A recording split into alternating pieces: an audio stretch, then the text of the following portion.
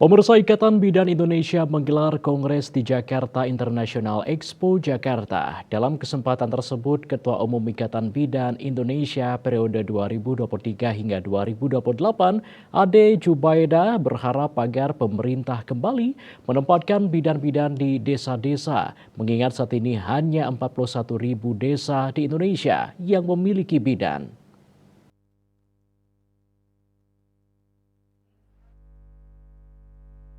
Bertempat di International Expo Kemayoran, Jakarta, Ketua Umum Ikatan Bidan Indonesia periode 2023 hingga 2028, Ade Jubaida berharap agar pemerintah kembali menempatkan bidan-bidan di desa-desa.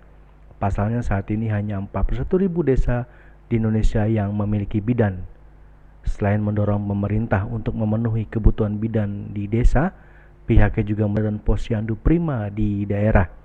Sebagai informasi, posyandu prima merupakan integrasi layanan kesehatan primer guna memenuhi kebutuhan di posyandu dan puskesmas. Untuk mencukupi kebutuhan tenaga kesehatan, bidan pemerintah bersama IBI memiliki program Nusantara Sehat.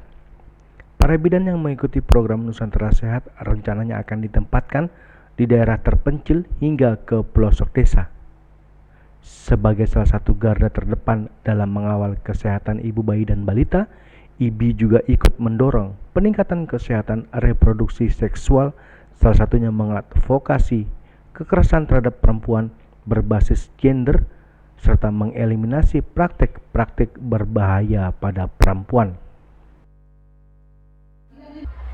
Mendayagunakan bidan. Nah, tadi salah satunya adalah pesan kuncinya bahwa kami berharap kepada Kementerian Kesehatan karena kita tahu bahwa dari 8.300 desa saat ini hanya tinggal 50% bidan di desa. Jadi kami berupaya mendorong Kementerian Kesehatan untuk kembali mengangkat bidan-bidan untuk mengisi dari desa-desa yang ada di seluruh Indonesia yang tadi hanya tinggal 50%, karena sekarang hanya 41.000 desa yang ada bidannya. Jadi kami dalam upaya itu, dalam mendukung juga posyandu primer bagi Kementerian Kesehatan, salah satunya adalah pendayagunaan bidan di desa.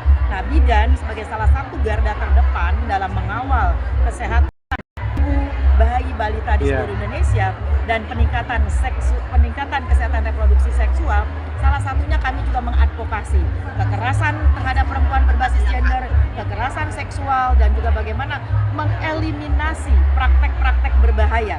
Salah satunya female genital mutilation, pemotongan perlukaan pada genital perempuan atau sunat perempuan. Kita berusaha untuk menghapuskan praktek-praktek tersebut. Dari Jakarta, Juli Suwarte dan Ketut Sumadiase melaporkan.